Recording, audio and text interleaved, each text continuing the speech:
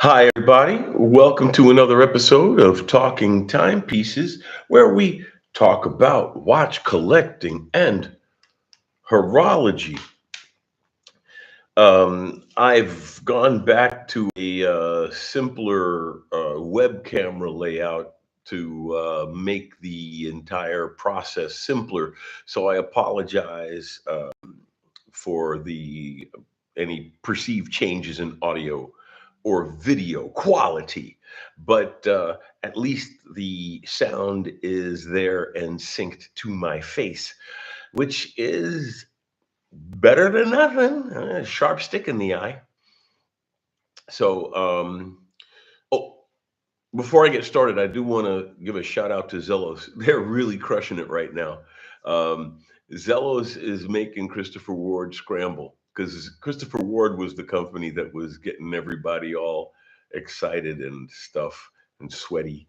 Um, and here's Zelos with like the Mako diver, the Mako GMT, the big date, the dual time world timer. I mean, Zelos is doing some awesome stuff. They really are. Hey, Johnny, welcome to the show. Glad to see you.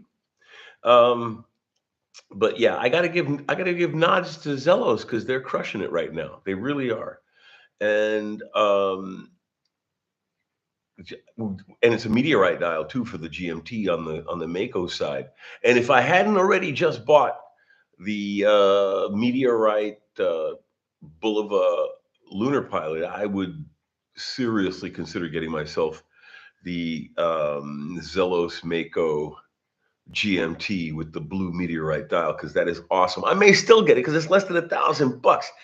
I don't have it like right now, but I could have that money in a month or two. And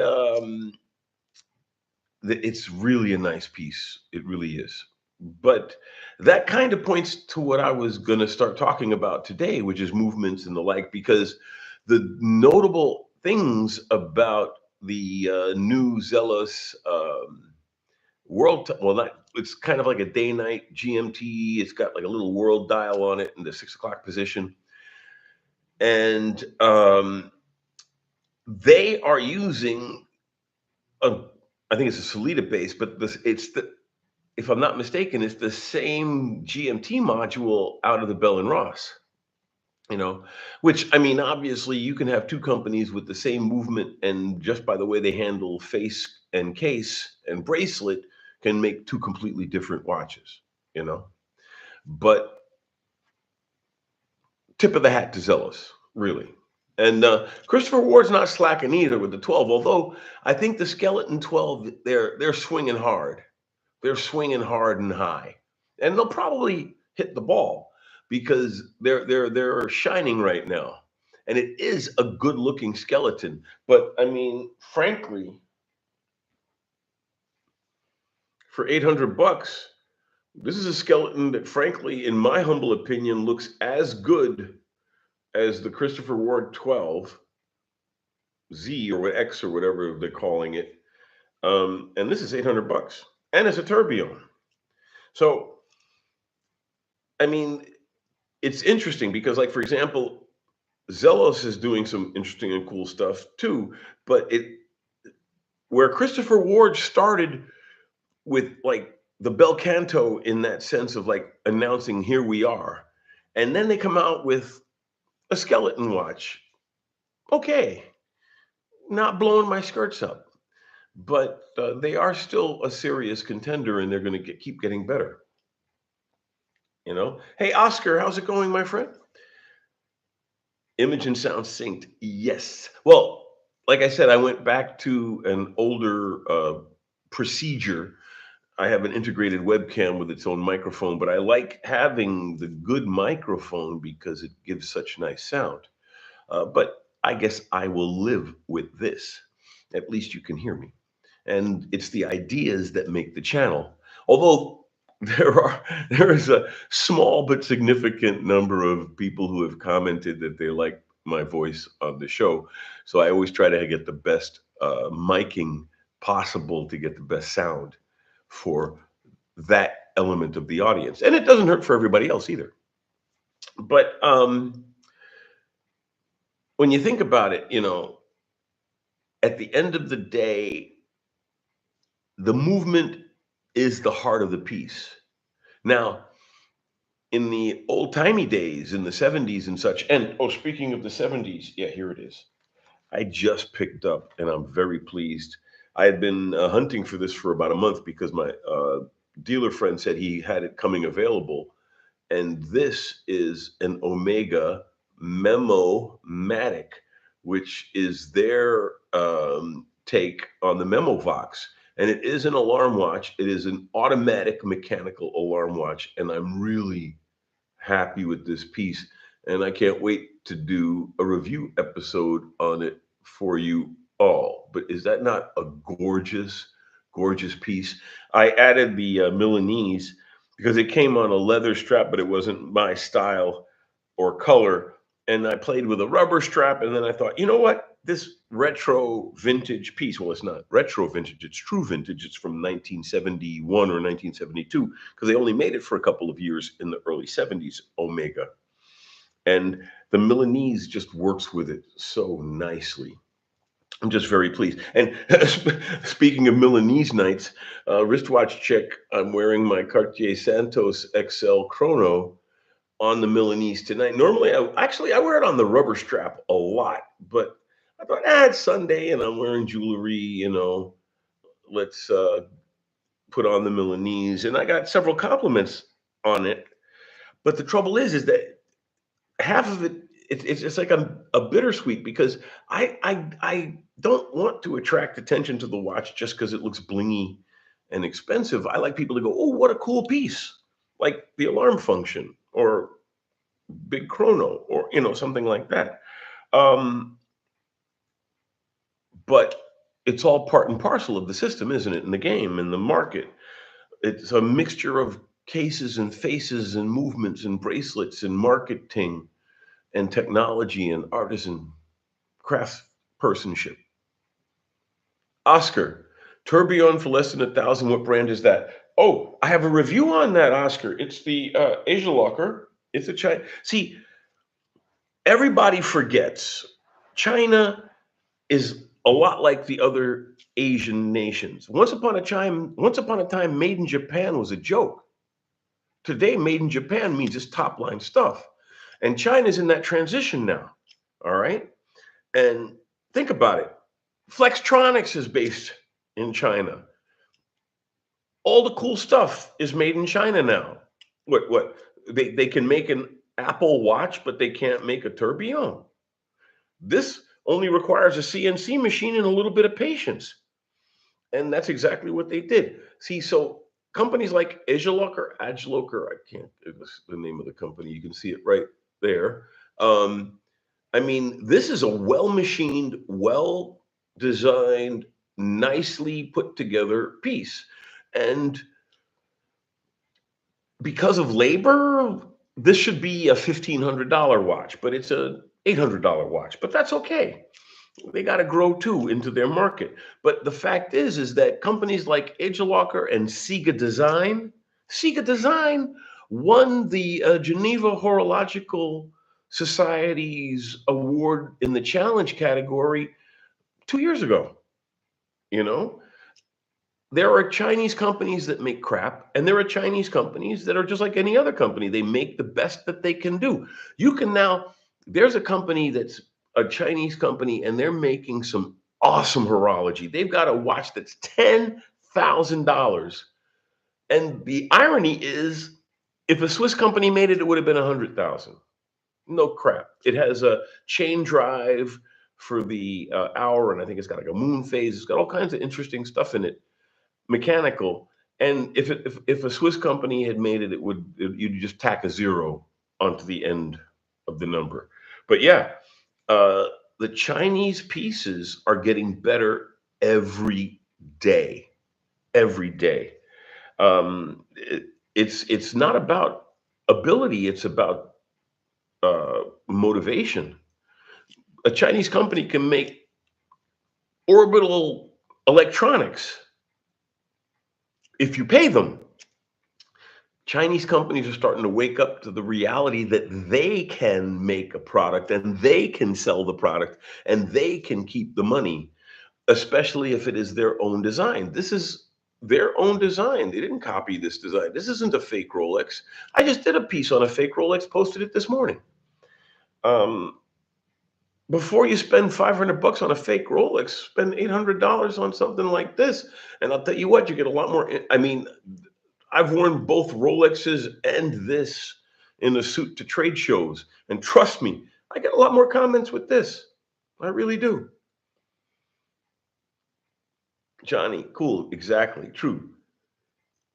Oscar, I want to buy the Seagull Swan Neck. Well, the Seagull 1963, that's an old Venus design and it's beautiful. And you should, that is a great watch. It really is. I had it in my collection and I wound up gifting it to someone because it is such an awesome, basic horological piece and horologically significant piece because foundation of the Chinese watch industry, essentially. Um, and they used it with the military. They needed, see, that's the funny thing is that both China and Russia make very good, reliable watches because they have to, no frills. And even people who dismiss Chinese watches, a Chinese military watch always ran. It had to, you can't call off the attack because your watch doesn't work. And that's the same thing with the Vostoks and the Robota and the Komandarsky. In the case of the Vostok, the designers deliberately over and under engineered it because they knew that it would not be manufactured to very high tolerances. So that's why they made it a compressor design. And they also knew that the people who use it may not be all that smart. So they designed it with a crown that detaches from the movement. So if you don't screw it in and there's an impact on the crown, it doesn't transfer to the movement.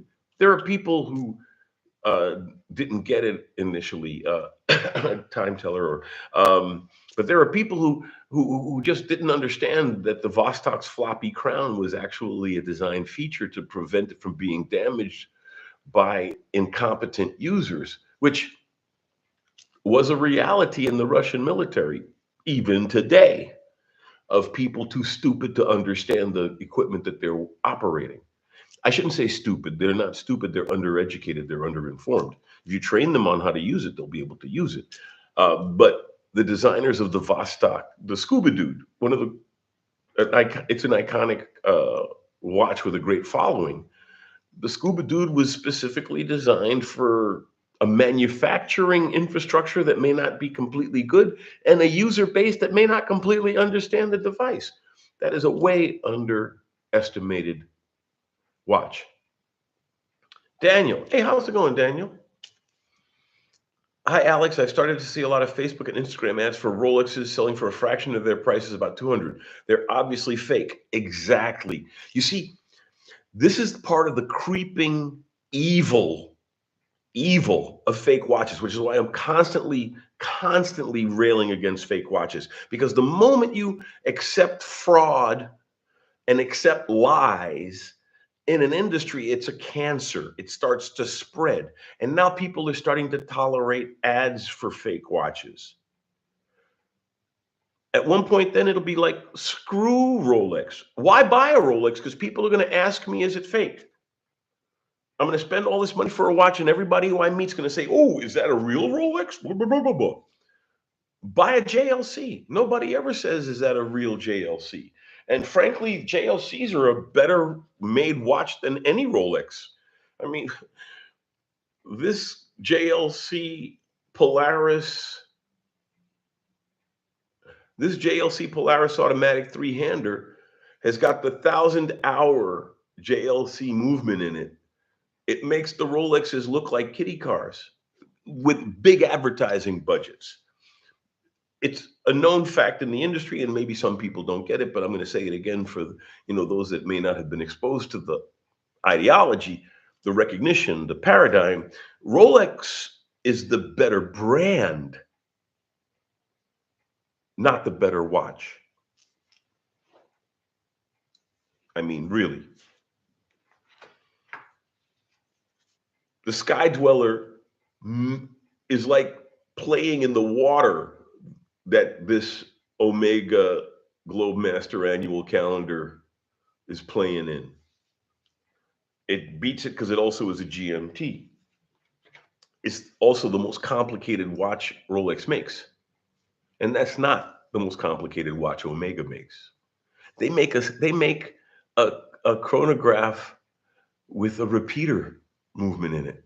They make tourbillons. Rolex doesn't make a tourbillon. Rolex doesn't make a repeater. I rest my case. Which also emphasizes how stupid people who just chase the Rolex name on watches, they buy a fake that isn't even as good a watch as the watch that's not even as good as the competition. Oscar, of course, Daniel, not even a vintage Rolex would cost, 200, yeah. JLCZ, no, this one is, it's the Polaris. It's the Polaris automatic, the three-hander, which I really like because, well, uh, frankly, since they've raised their prices 40%, I couldn't afford it today. But to me, three-handers have a purity, a cleanliness. The dial is nicely balanced, right? I have a couple of three-handers. One of the nice aspects of the new Air King when they added the '05 to balance the face as a three-hander with no date window, it lets it be a watch. Time. A watch doesn't, I mean, the date is not the time.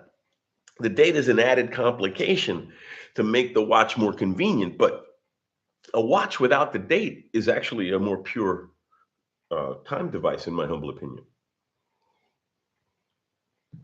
Hey, Miranda, how's it going? Well, no, I hadn't even started on the topic yet. I was just rambling about how Zelos was kicking butt and really doing some cool stuff, and we talked about some other watches. But now that you're here, we can start the actual conversation, which is what makes a watch a chronometer and other movement stuff.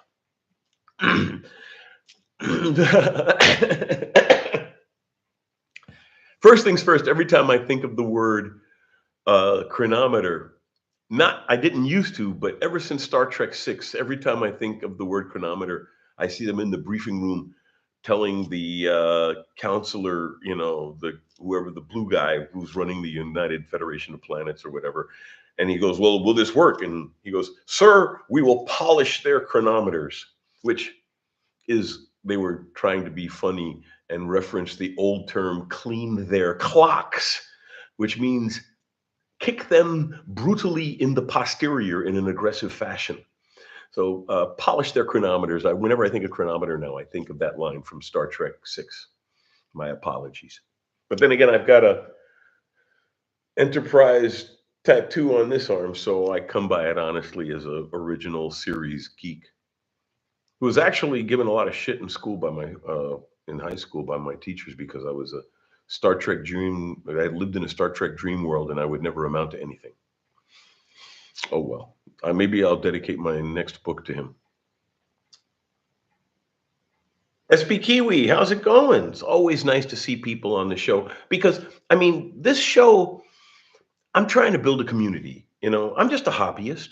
I'm not, I mean, I am a professional journalist in my day job, but I'm a watch collector. I mean, I know a lot about watch stuff because I study, but I'm not a watch expert by any stretch of the imagination.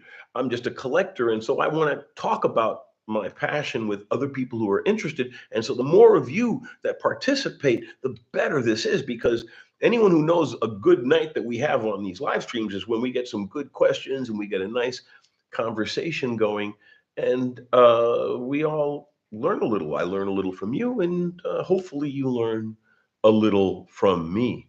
But to start, what makes a watch a chronometer? And what's the difference between a chronometer and a chronograph? Right off the bat, a chronometer is a timekeeping device. It could be a clock, it could be a wall clock, it could be a table clock, it could be a pocket watch, it could be a wristwatch. It is a term for a type of clock, timekeeping device that is accurate enough for longitude. That's the primary reason. I mean, nowadays they might give other, like Kosk, the Swiss chronometer standard is plus 6 seconds minus 4 seconds, a 10-second window of accuracy. And the reason for that is it's nice to be accurate, but why be accurate? The reason is to determine longitude on the ocean, because north and south you can determine with a sextant. In fact, I've got a sextant right here. Ah, sextant. And the sextant, you measure the angle of the sun, and the magnifying glass is to read the reading off of the scale here. But basically, you measure the angle of the sun against the horizon, and you know how high on the planet you are. And you also know when noon is where you are, because you can measure the maximum height of the sun at your location, which is all well and good for a globe, right? North to south. But since it is a globe, east to west is kind of an imaginary number, because it's a globe. North and south are the polar points, but east and west, there's no east pole. There's no west pole. There's a bar called West Pole in Berlin. Really cool place. You should try it out. So they measure longitude by how far away you are time-wise from a marked location, which in today's parlance is Greenwich Mean Time, because the British, they had a contest to create a really good chronometer to determine longitude. And once they had an accurate clock, they conquered the planet with it. And that's why they are the reference for timekeeping, even though they're not the current leader in horology. But it started in Britain. In fact, Rolex started in Britain and didn't move to Switzerland until the Swiss government recognized what a sweet thing watches were and decided to change their laws to encourage companies to participate in that marketplace. And so everybody moved to Switzerland, including Hans Wilsdorf and Rolex. So a chronometer measures time accurately. A chronograph marks time, right? Chronometer, meter, measure. Chronograph, recording. So a chronograph is a stopwatch, a watch with a stopwatch function in it, right? And Nicholas Rusek,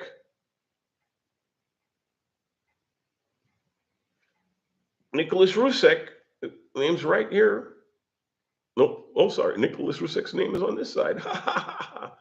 But Nicholas Rusek invented the stopwatch, and this Mont Blanc Nicholas Rusek is an homage to his name, and that's why the discs rotate and not the needles, because Nicholas Rusek, the first stopwatch, was made for horse racing, so they could mark it with a pen. So the discs rotated so they can mark the arrival time of the various horses by pushing a button, which then actuated a marker that pushed the piece of paper. So a chronometer measures time. A chronograph documents the time of an event. And that's the difference. So a chronograph has a stopwatch built into it. A chronometer is, I wouldn't say merely, just a very accurate watch, which was originally done for longitude. And today, it's in everything. Your telephone, digital communications, this live stream, everything is based on accurate timing, because it's all just streams of ones and zeros. So if you don't know when to start reading the bit stream, it's gibberish. So you need extremely accurate timing to know when the mark is to start reading that bit stream so you can understand the data that's there. That's why everything is pretty much defaulted to GPS time, because GPS satellites are just simply atomic clocks with radios in them. And so every server farm's got an antenna on it, and they're receiving the GPS signal, which kind of synchronizes the entire planet. In fact, they're doing away with the leap second because it wreaks havoc on the data infrastructure. And some people are actually arguing that the elimination of the leap second is taking too long because our digital infrastructure is advancing faster than our ability to properly serve it through the infrastructure, as it were. And so we drop the leap second, and in a million years we're an hour off or something. So when the aliens come, we'll miss the appointment by that much. Oh well. Johnny, quality hairsprings, which are hopefully impervious to magnetic fields, high quality balance wheel, poise, which watchmakers try to combine high quality hairspring to balance. Well, that's why silicon is really becoming, and full respect to Bill Sanders. I initially had a really aggressive attitude towards purists like him who didn't like silicon hairsprings. He has a valid argument. However, silicon hairsprings are superior in a lot of ways.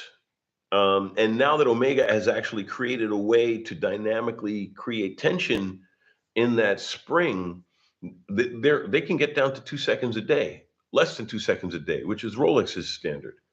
But Rolex's standard is +2, -2, whereas the new Omega silicon hairsprings, adjustable Omega silicon hairsprings, are now +2, no minus.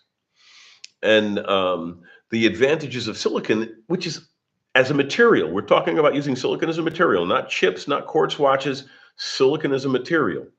Silicon as a material is literally glass. And at that scale, a 2 micron thick piece of silicon of glass is essentially a spring. And that's how you can get away with having a hairspring made of glass. And I mean, this has got a silicon hairspring, the Omega Globemaster. In fact, this has got a silicon escapement, a complete silicon escapement. The Zenith El Primero Chronomaster, complete silicon escapement. So silicon as a material is not something to be scared of. The biggest problem with silicon as a part is if there are no replacement parts, it's going to be very difficult to fabricate something to fit. Although you could fabricate something to fit. I'm frankly more perturbed about plastic parts in watches than silicon parts in watches. At least silicon parts are highly machined and extremely precise, whereas plastic parts are precise enough. You know, that's why a lot of people are currently shying away from the Powermatic 80. The mainstream public, they don't care, but watch collectors are shying away from the Powermatic 80 because it's got a plastic pallet, fork, and escapement wheel. Those are some heavy duty parts. Literally, the escapement is made out of plastic in a Powermatic 80, and they did that for completely serious engineering reasons. That's why I can't fault them, because they've gotten the price point on that automatic movement so low and the power reserve so high. But you've heard me before about that. I consider power reserve specmanship. It's a useless spec. Power reserve doesn't mean anything. Doesn't mean anything about accuracy, doesn't mean anything about stability, doesn't mean anything about robustness. Power reserve is just an indication of how efficient the movement is. And that may or may not be an indicator of quality. Sometimes efficiency is an indicator of quality. Sometimes efficiency is just an indicator that they cut everything off of the animal so until it didn't die. Because the Powermatic 80, if I'm not mistaken, is based on the ETA 2824. And they slowed the beat from 8 to 6 and replace the escapement with plastic and some other tricks to just simply extend the power reserve.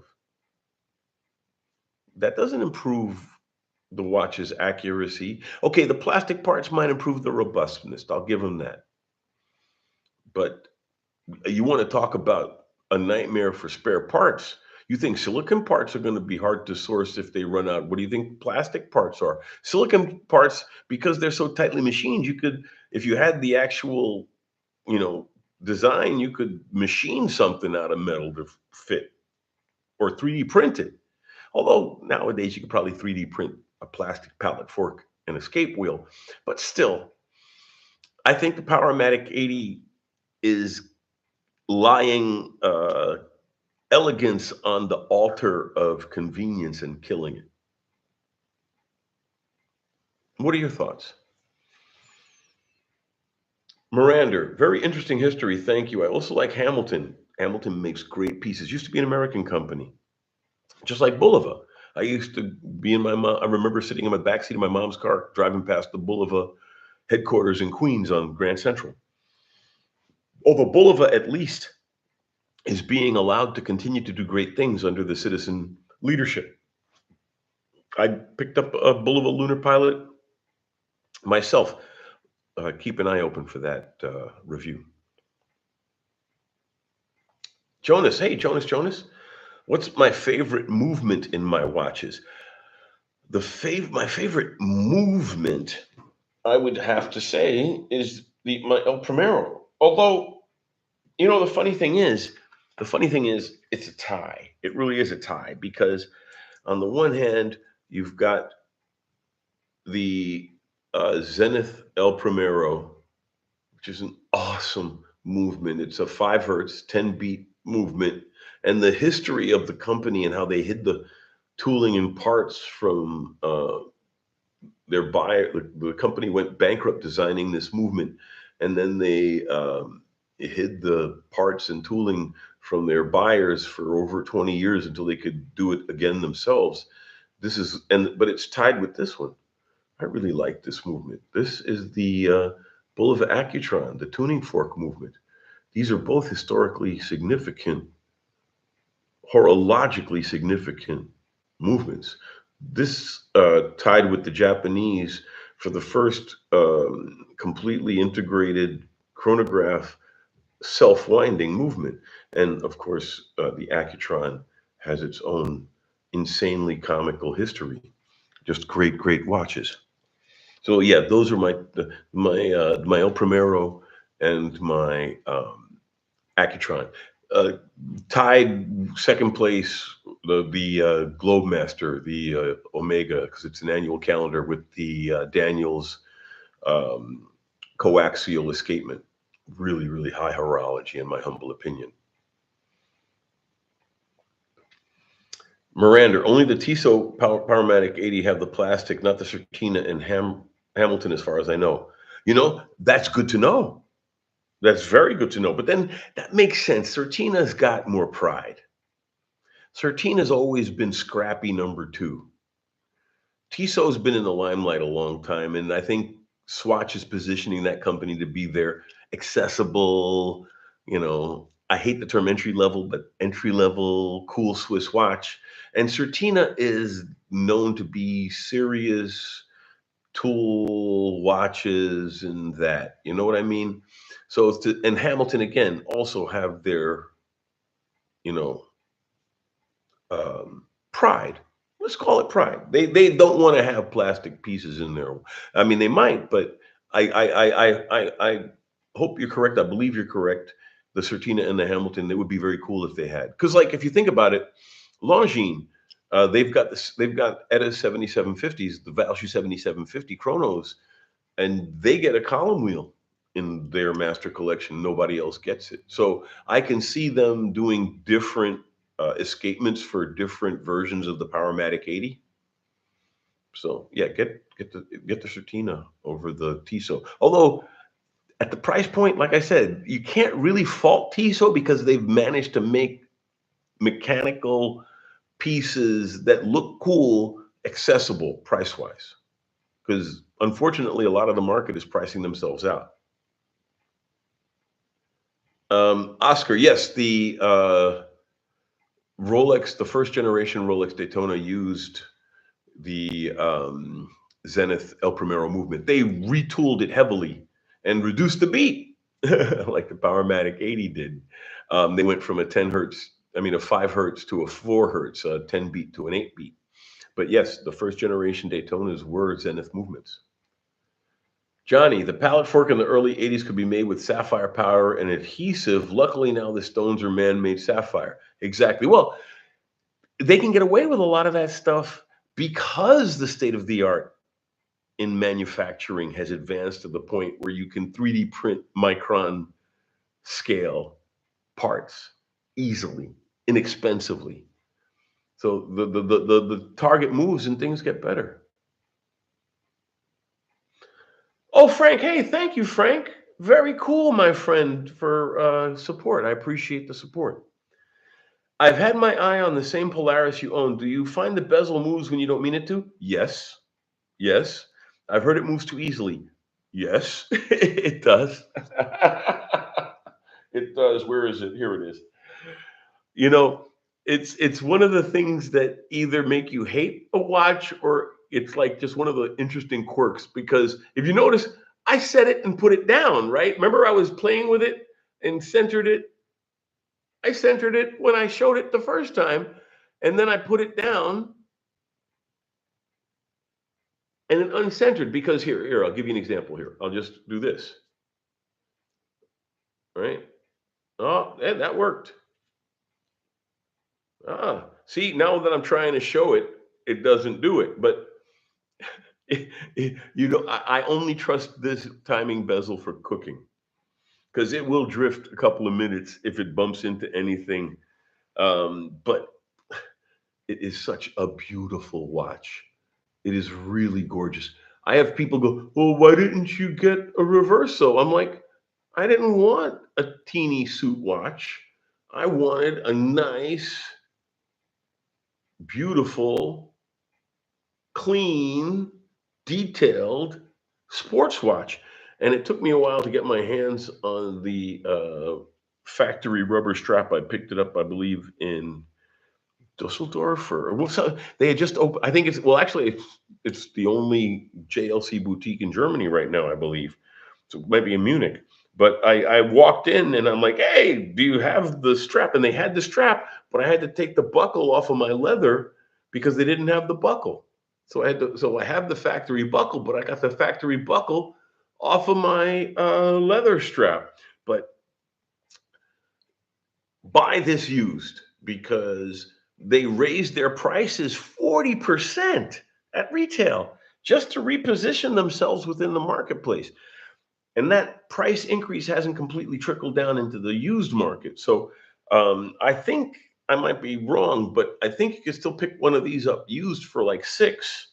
So yeah, get your hands on a used one and run with it because it is an awesome piece. Like I said, it's got the 1,000 hour, and that's look at that beautiful movement. And the swing weight, the winding weight is tungsten. So to increase the density, make it a little bit better. I mean, it's cheaper than gold, but better than steel and 1,000 hour movement. So yeah, I highly recommend this piece. I do believe it's a bit overpriced now, but everything is overpriced at this level of quality. So if you're going to pay for overpriced, pay for JLC overpriced. Don't pay for Rolex overpriced. Although as I said, I do have an Air King, so I can't be too much of a hypocrite. I've always had at least one Rolex in my collection. I used to be a big Explorer 2 fan, but when the new Air King came out, I'm like, yeah, no, this is the one I want. It is both the most and the least Rolex because it is literally the most Rolex. It has so much Rolex character in it. It's the only one with the green Rolex name on it, uh, yellow gold crown. It's the same movement as the no date sub.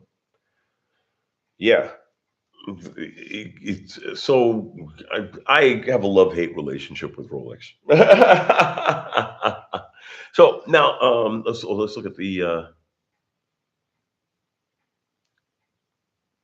Miranda in both power eight. Oh yeah, in both a Powermatic 80 ticks, but the Tissot uses the simpler ETA CO7 dot triple ones with only 23 joules in plastic escapement. Right. The Satina uses right exactly uses the ETA CO7 611 with 25 joules in the classic escapement. There you go. So get the Certina, not the Tissot, if that's what you're interested in. Because, like I said, some people just like the the price point and the looks of the Tissot, and it is still mechanical. But yeah, there you go. Perfect argument to go with the Certina, and Certina's got some beautiful pieces and some nice. They have a nice GMT as well. Frank, I like an exhibition case back. Me too, my friend. Me too. Johnny, surprised at the quality Stova watches are. Why? Why are you surprised? Stova's been around a long time. And yes, they're a bit of a one-trick pony with the aviation watches, but what's wrong with that? Audemars Piguet is a one-trick pony. If they didn't have the Royal Oak, where would they be now? Um, so yeah, I'm totally cool with Stova being a vertical design, mostly aviators. They make some other styles, but they're known for their aviators, original Deutsche aviator designs. And they make a really nice piece with the old Unitas movement in it, which is a beautiful movement, very clean and simple. 17 joules was originally designed. It was originally designed for pocket watches, but regular watches got big enough that they could start using that movement in other pieces. And like everyone from Panerai to Hamilton and Stova use that movement, and it's beautiful because it's got nice big metal plates. It takes very well to decoration. Yeah, Stova makes some nice pieces. They really do. Miranda likes the Air King. I like it too.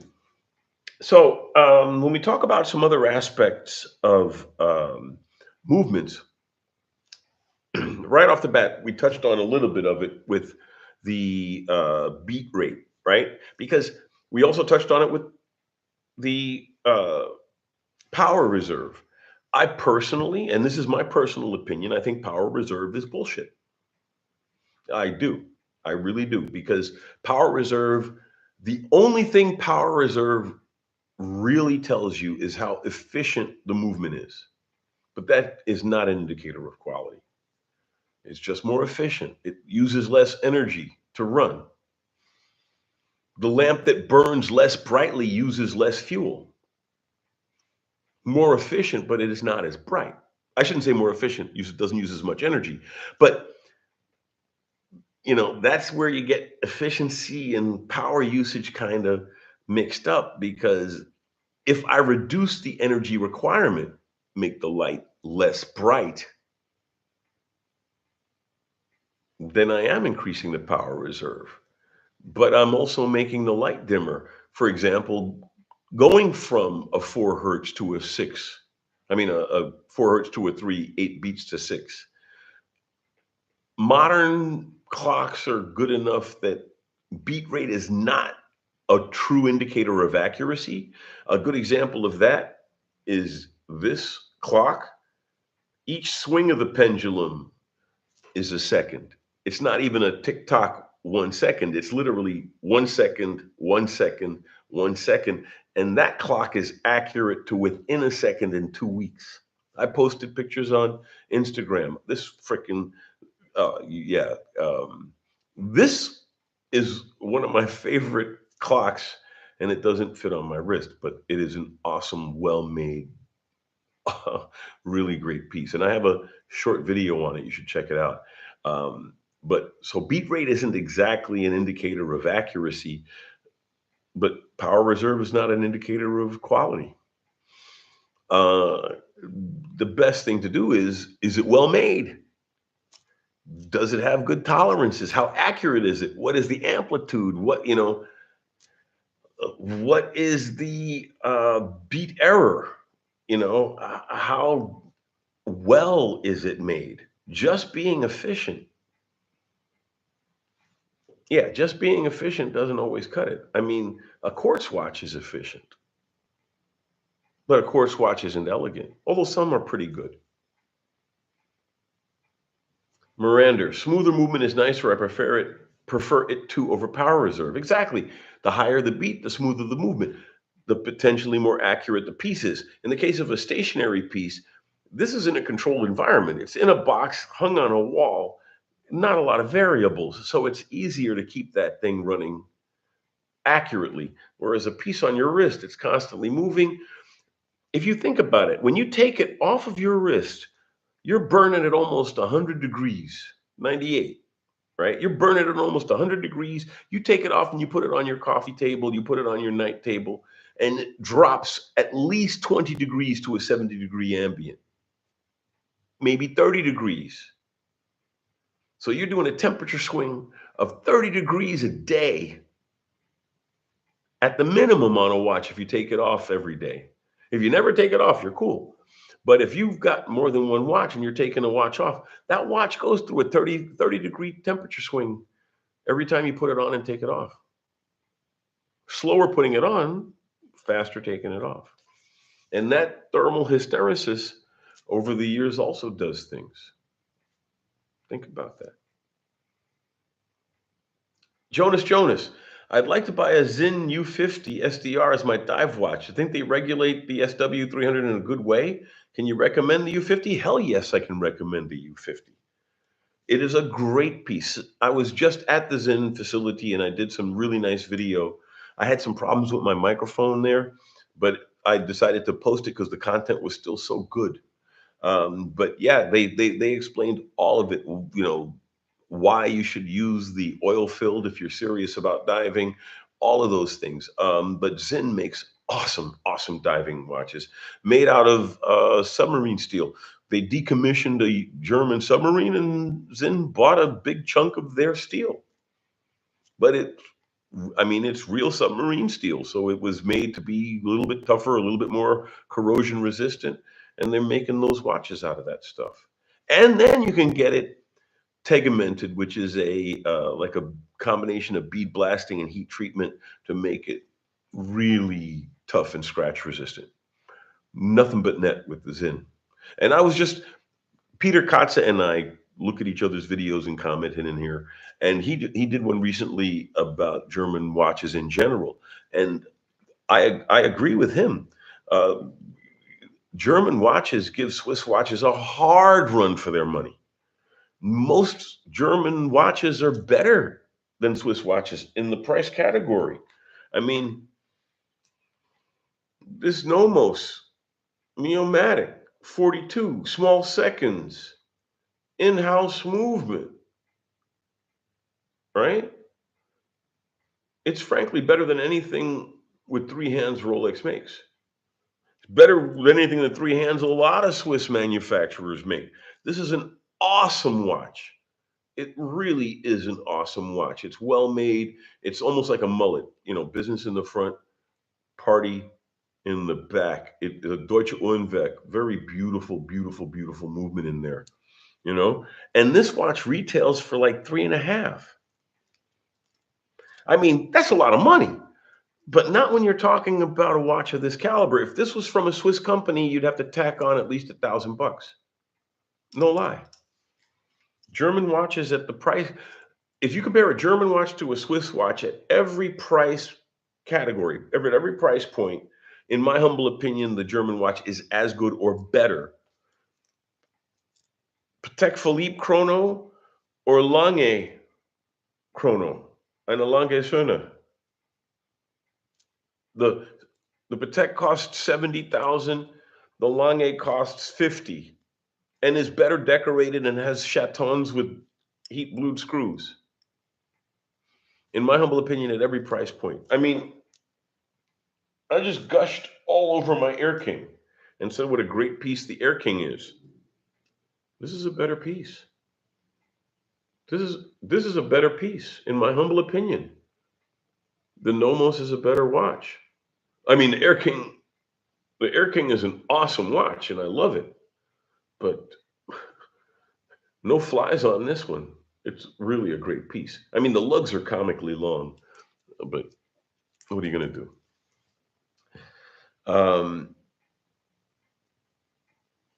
Johnny, superb clock. I really like it. I got it my local watch dealer, one of my local watch dealers is retiring. So I got this. I only paid 3K for this, and it retails for 5. I'm really pleased with it. I'm really, really pleased. It's a beautiful, beautiful clock. You should have at least one nice clock in your house if you're a watch person. Um, Jonas, I agree. Smoother movement is nicer. Johnny, worst is watch in full sun and then dip it in cool water. High contrast. You could almost watch the shields. You talk about space shuttle. Uh, Bad reference too. Well, it's not too soon. But the seals on the space shuttle failed because of temperature. You think your watch is better than a space shuttle rocket? Johnny, I love Fortis chronographs. Well, these are Fortis uh, store decorations. Like I said, my friend's retiring, and he sold me his Fortis store decorations. That's a Soyuz rocket, and that's a fighter helmet. Fortis has a tremendous legacy in aviation and space. I think that they're a completely underappreciated brand, but then they're more tooly than Sinn. I mean, Zinn takes a little bit to get used to. Fortis are so tooly, unless you're a tool engineer, tool guy, pilot. Fortises are busy, clunky, and I mean, they're just a lot of stuff on a Fortis. And the funny thing is, it's the same stuff that's on a Navitimer, but the Navitimer manages to do it cleaner. Fortis is slightly more legible. Fortis, I think, is a great company. And the fact that Fortis has managed to maintain a market segment through the court crisis and through all stuff, and the fact that Apple's eating everybody's lunch now, that Fortis still has a following shows you how good Fortis is. It really does. Shows you how good the company is as a watch manufacturer. They make some nice pieces. They really do. We're almost at the end. Let's see. Jonas, why is my German pronunciation? Do I live? Yeah, actually, I do. I was born in Queens, New York City, joined the Army when I was 17, came here as an electronic warfare soldier. I live in Germany right now. I live in Wiesbaden, Germany, near Frankfurt. Got out, sold to the military market for over a decade. That's an award I got from the USO for my work at Rhein-Main Air Base during Desert Shield and Desert Storm, just because I'm a good beer salesman. And that's me with an Osborne One. I've been doing this stuff for a long time. But yeah, ich kann ziemlich gut Deutsch sprechen, habe ich in Deutschland gelebt, ja, über 25 Jahren. So yeah, I speak German, so that's why. Although the funny thing is, I had to really practice hard to not say sin when I spoke in English, because I would say Zinn when I spoke in German because I was thinking of it in German. But whenever I spoke Zinn, and people would give me crap, hey, you're not saying sin right. I'm like, the German people I deal with say sin when they speak English because in their minds they're speaking the S. So I always defend if wenn ich in Deutsch Sinn nicht sagt, then I'd be embarrassed. My joke is, for a foreigner that speaks German, my German is okay. For an American that speaks German, my German is fantastic. So I got a new clock. I used to have my clock over here, and I bought this little weather station thingy, and so now I have it sitting here. So I'm keeping an eye on the time in a different place. That's why I keep looking over here for a clock that's no longer there. No, I used to be Matic. No, I used to be Army Security Agency. The nice thing is it was back in the early '80s, so it's no longer, the equipment that I used to work with is now in museums. But I was an Army electronic warfare soldier back during the Cold War. I served on the East-West German border from 1981 to 1983 as a Russian intelligence analyst, radio traffic. We used to listen to the Russians exercising. That's why I can talk about it, because it was tactical. The American military calls that tactical. I was just the equivalent of looking over the border with binoculars, but just listening to their radios, just making sure they're not doing anything stupid. And I did that for a couple of years on the East-West German border, and then I got out and I was a traveling salesman here for over a decade. I was master cable sales manager in the mid-'80s for the American military market. But today I'm just a tech journalist writing about the gadgets that I used to play with, and a watch blogger because I love watches. And as a journalist by trade, I journalize my hobby. But yeah, no, I used to have a top secret clearance, but yeah, over 40 years ago.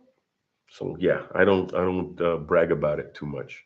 But I am pleased that I'm one of the few Americans I know that, because I know a lot of Americans here in Germany that don't speak German.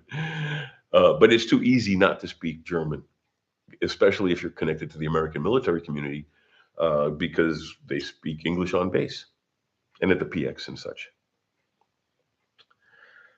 Lunchbox. Hey, oh, you like to visit? Did I go to Watches and Wonders? N- I really wanted to go to Watches and Wonders. I didn't go because my day job got in the way. Embedded World, the big embedded electronics conference, was going on at the exact same time in Nuremberg. If you want to see any of the video from that, just go to electronicdesign.com. Electronic design, all one word.com, because that's my day job. I'm editor at large for electronic design, microwaves and RF, machine design, power and motion, a bunch of the Endeavor Business Media Group. I'm the editor at large here in Germany for them. But yeah, so I missed Watches and Wonders because I was at a major embedded electronics conference. But I have to say it was worth it because we are leapfrogging into the future when it comes to embedded electronic systems. It really is. I mean, between AI and advanced microcontrollers and next generation semiconductors, silicon carbide, gallium nitride, transforming the power industry, embedded electronics are going nuts. Really are. Once military, always military. That's true. Miranda, nice. Thanks for my service. My pleasure. Greetings from Switzerland. Greetings from V-Spot in Germany. Do I plan on staying in Germany? Bmatic. I plan on dying in Germany. I'm going to ask my kids to scatter half of my ashes in the Rhine River and the other half in New York Harbor, because I am a New Yorker by heart, but I am an acclimatized European and quasi German. Ich bin ein bisschen eingedeutscht. But yeah, no, I love being here. I'll probably stay here until I keel over. But then also being a European editor for a group of big electronic companies is a cool way to spend your time. I mean, the shit to Shinola ratio is definitely decent. So on that note, okay, I keep looking for the clock that's not there. On that note, I'm going to call it a day. Love you all. Have a fantastic week and have a great evening.